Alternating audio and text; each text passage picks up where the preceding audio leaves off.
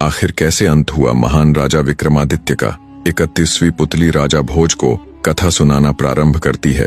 सुनो राजा भोज, कंचन की बराबरी पीतल नहीं कर सकता और हीरे की बराबरी कांच नहीं कर सकता। चाहे तू 1000 बार ही खुद में खुद की तुलना राजा विक्रमादित्य से कर ले, पर तू उनके एक नाखून के बराबर भी नहीं।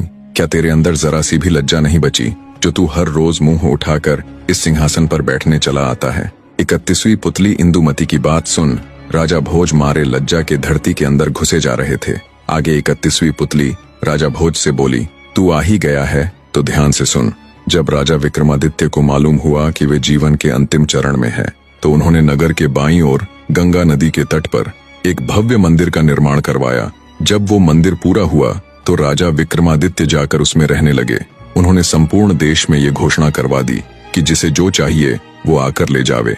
जितने भी ब्राह्मण, पंडित, बांट, भिखारी राजा विक्रमादित्य के पास गए, उन्हें उनका मुंह मांगा दान राजा विक्रमादित्य ने दिया। जब ये खबर देवताओं तक पहुंची तो बहुत से देवता अपना वेश बदलकर राजा विक्रमादित्य का सत्य देखने के लिए उनके पास आए। जिसके जी में जो आया वो मांगा। राजा विक्रमादित्य ने सबकी इच्छा पूरी करते हुए उनकी मांगी हुई वस्तु उन्हें भेंट दी।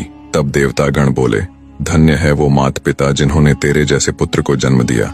तीनों लोकों में हमेशा तेरी निशानी रहेगी। जैसे सतलोक में राजा हरिश्चंद्र, त्रेता में राजा बलि और द्वापर में राजा युधिष्ठिर हुए, वैसे ही कलयुग में तुम हुए विक्रमादित्य। चारों युगों में तुम सा दूसरा कोई न हुआ।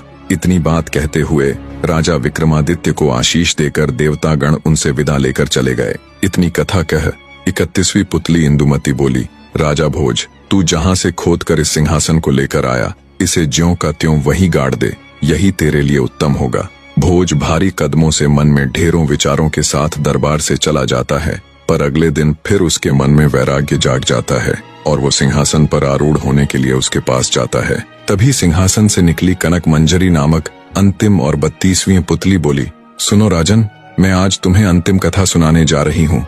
अगर इसे सुनने के बाद भी तुम्हें लगे कि तुम्हें इस सिंहासन पर बैठना चाहिए, तो तुम बिना किसी रोक टोक के इसके ऊपर विराजमान हो सकते हो। मेरे बाद और कोई पुतली तुम्हें रोकने के लिए नहीं आएगी, पर उससे पहले तू मेरी ये कथा सुन ले। अंतिम पुतली की बात सुन राजा भोज रुक जाता है। 32वीं पुतली कनक मंजरी अंतिम कथा कहना आरंभ करती है। कहानी के अंतिम भाग के लिए बने रहे मेरे प्यारे दर्शकों।